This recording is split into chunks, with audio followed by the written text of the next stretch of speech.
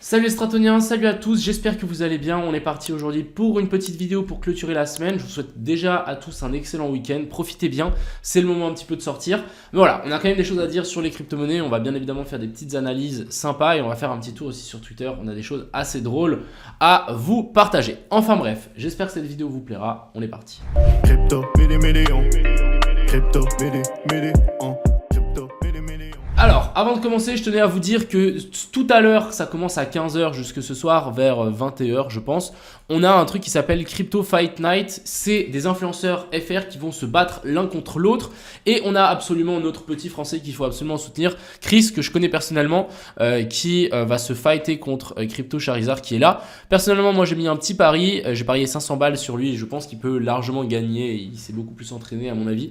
Donc voilà, c'est pas du tout un conseil d'investissement, mais personnellement voilà, j'ai tenté, on verra si je vais gagner ou pas. Mais du coup, c'est ce soir de 15h à je sais pas quelle heure, heure française, et je crois que Chris Mick, donc Chris Mick, hein, pour les gens qui savent pas, c'est un influ FR, je sais pas si c'est un influ FR, mais c'est quelqu'un du FR, crypto Twitter FR, qui va se battre et du coup bah, je trouve c'est important de le soutenir. Ensuite on a le petit concours de TradingView, n'hésitez pas à partager, à participer, c'est sur mon Twitter, il y a un an de premium à gagner, donc voilà, pour une personne, j'espère que ça tombera dans la main de quelqu'un qui en a vraiment besoin et qui trade vraiment. Et ensuite on a, je pense que le karma existe sur cette planète, je trouve ça génial, on a le fils de Christine Lagarde. Donc Christine Lagarde c'est qui? C'est la patronne de, je dis pas de bêtises, de la Banque Centrale, mais c'est elle qui gère tout l'inflation, l'euro, etc. Et en fait il y a son fils qui a tout perdu dans les crypto-monnaies. Et je trouve ça magnifique. Donc moi j'ai écrit chez parce que voilà, chez. Mais en fait elle veut vraiment réguler, posséder les crypto-monnaies, que tout soit sous contrôle d'un gouvernement, etc. Franchement, moi je veux que ça reste le Far West que c'est. Bref, et du coup, il y a beaucoup de gens qui la détestent, je la déteste, et je trouve ça assez drôle que son fils ait tout perdu dans les crypto-monnaies. Ça l'apprendra, il avait qu'à regarder les vidéos, mes vidéos. Enfin bref, on va continuer directement ici sur ce BTC.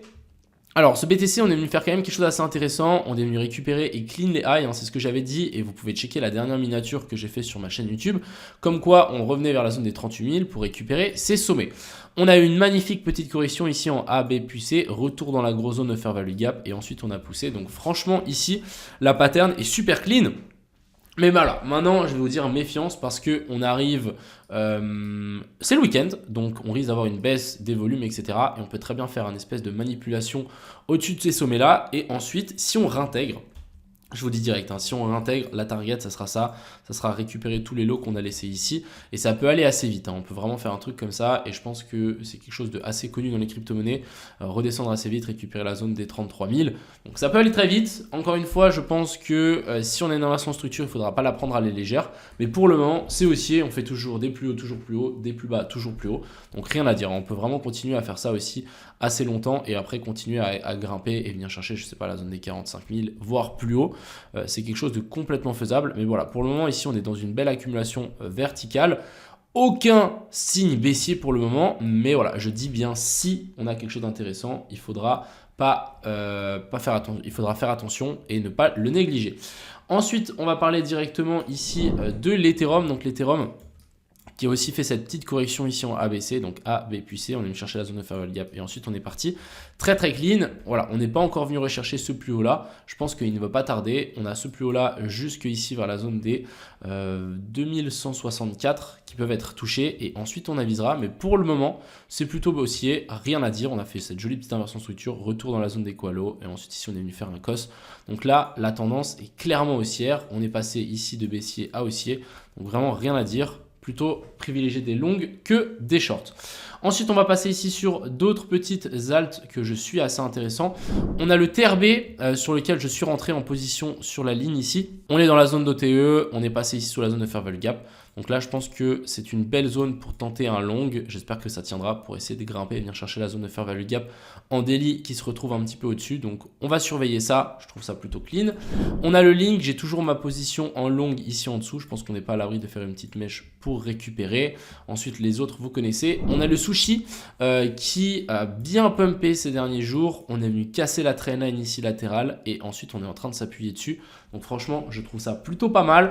Je ne me mettrai pas pas forcément une pièce ici. Je verrais plus un retour dans la zone OTE de tout ce mouvement-là pour piéger un petit peu les gens, venir s'appuyer dans la zone de fair value gap ici. Si on y revient en tout cas, c'est sûr que je mettrai une pièce pour le sushi. C'est pour ça que j'ai mis ma petite alerte. Mais très très intéressant. On a le Mina aussi. On arrive dans une borne haute. Pourquoi? Simplement parce que ici on a un potentiel énorme W. Vous allez me dire, ouais, on a aussi potentiellement ici une ABC. On revient chercher les zones OTE, on revient chercher ce high et du coup en théorie on pourrait largement chuter et corriger un petit peu plus ce mouvement.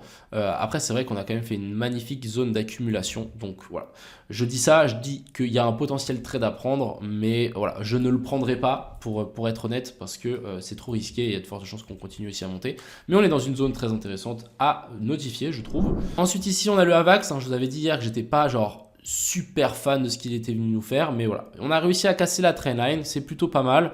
Là je pense que vraiment on va pouvoir s'extirper vers le haut et c'est plutôt haussier pour le coup, donc pourquoi pas tenter quelque chose là-dessus. Voilà, je le trouve assez intéressant, je tenais à vous le montrer. Et ici aussi je trouve Ethereum classique, donc merci à Lulu de me l'avoir partagé. On a quand même quelque chose d'assez intéressant, on a une jolie petite trendline ici qui s'est matérialisée. On a fait un plus bas, on est venu récupérer les lots et là on est potentiellement en train de repousser. Alors pour le moment on n'a pas encore cassé la trendline, mais je pense que si on casse ici la trendline, on peut peut-être avoir un petit run sur l'Ethereum classique. On est vraiment en train de faire un magnifique petit ici bull flag et vraiment je pense que si on casse on peut vraiment s'extirper vers le haut et on a pas mal de liquidités à venir récupérer là au-dessus. Donc à surveiller ici l'Ethereum classique, je trouvais ça plutôt intéressant. Et ensuite ici pour finir on a le Ape qui est du coup venu nous faire une petite inversion de structure. Ici on a le COS et le boss, retour dans la zone OTE et ici on est potentiellement en train de repartir. Je vous dis juste méfiance, on n'est pas à l'abri de vouloir refaire un plus bas ici pour récupérer l'équalo qu'on a laissé là et ensuite vouloir repartir.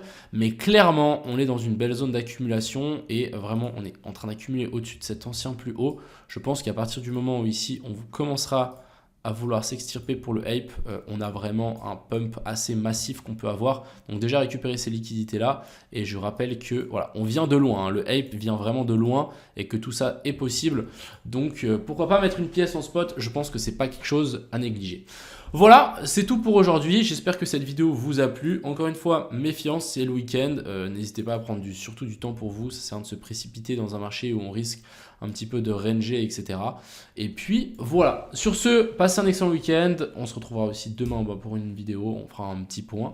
Et puis voilà. Sur ce, profitez bien. C'était Crypto Million. Ciao.